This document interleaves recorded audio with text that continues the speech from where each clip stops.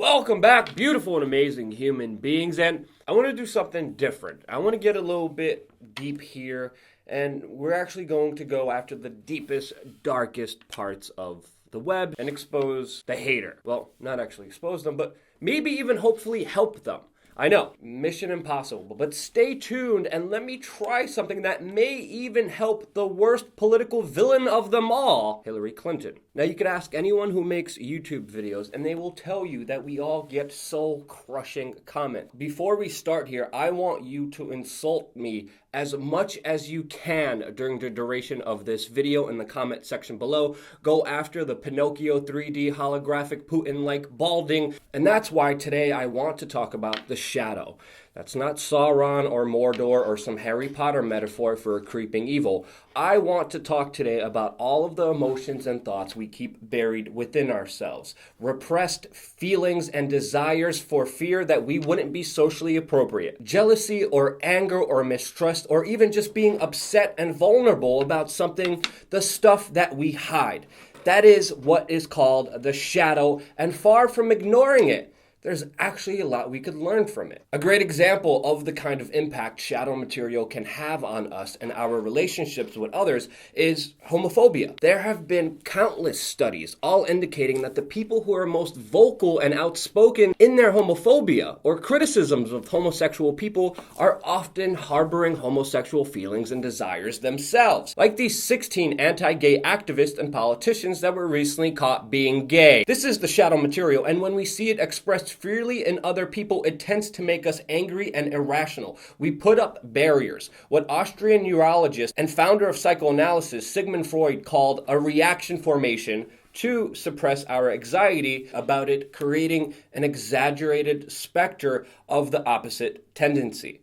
Just think about the number of politicians, televangelists, and celebrities who have confessed to engaging in the same behavior that they have previously spent years railing against and condemning. It's the same with almost anything. The things that anger us most in other people will usually be something that we repress within ourselves, something we don't like and want to hide or are ashamed of. So how do we identify what our shadow material is? One way is to simply do the opposite. Look at someone you really don't like. Not even that. Think about someone who makes you really irrationally angry. Then think about why. Chances are it will be something that you are guilty of and loathe about yourself. I've noticed this about myself. The people who annoy me are usually doing something I do. Sometimes I'm aware that I do it, sometimes I'm not. But the more strongly I'm irritated by someone's behavior, the bigger and more repressed the shadow of it is in myself. You can see it everywhere. People who never get to the point complaining about people who never get to the point. People who lie,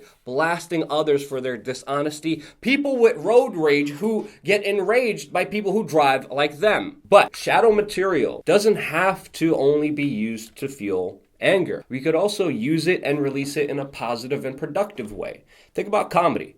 Why do we laugh at the more politically incorrect jokes? It's because of the shadow material. Think about your favorite comedian. You're probably afraid that if you said in public the things that they say, you'd be considered sexist or racist or even homophobic. But when they do it, you laugh. Comedians often tell us the things that we are afraid to say, and we laugh because we can identify with it. And it's a release to hear it out loud. Have a look around you.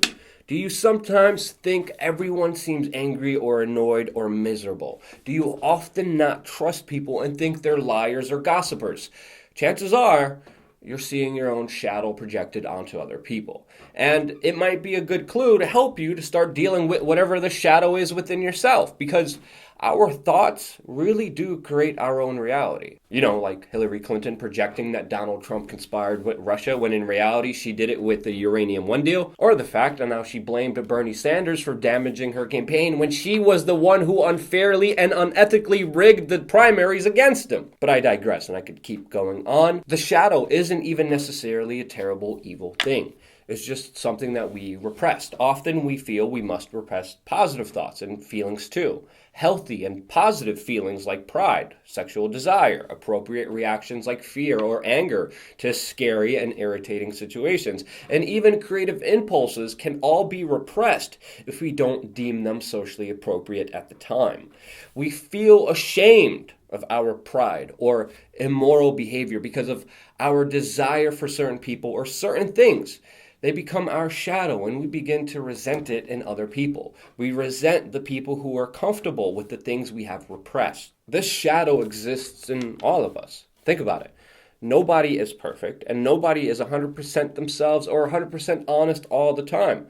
We all have things we're ashamed of or embarrassed by that we bury inside of ourselves to make us more acceptable to society or our friends or peers. We probably all met someone who let the shadow overtake them, who is just one great big pile of resentment and bitterness. So how do we avoid it? How do we not hate the other people for something that isn't their fault and really has nothing to do with them? We have to learn to embrace our darkness and our light. We have to embrace the things that we bury and face them, not repress them. We are beginning to learn that denying the dark only gives it more power. Instead of us controlling it, it controls us. Think about those things you hate about others, but see within yourself. Think about how much time you spend thinking about it, or how much time it ultimately even indirectly dominates your thoughts or desires, your dreams, or your loves and hatred. The only real way to control shadow material and to stop it from manifesting as hatred is to embrace it, own it, and take responsibility for it, Hillary Clinton. Because when we carry our shadow around with us, repressing our thoughts and desires and our insecurities and hopes, we don't feel whole. If we want to live fulfilling, whole lives, we have to embrace the things we repress, open them up, and deal with them.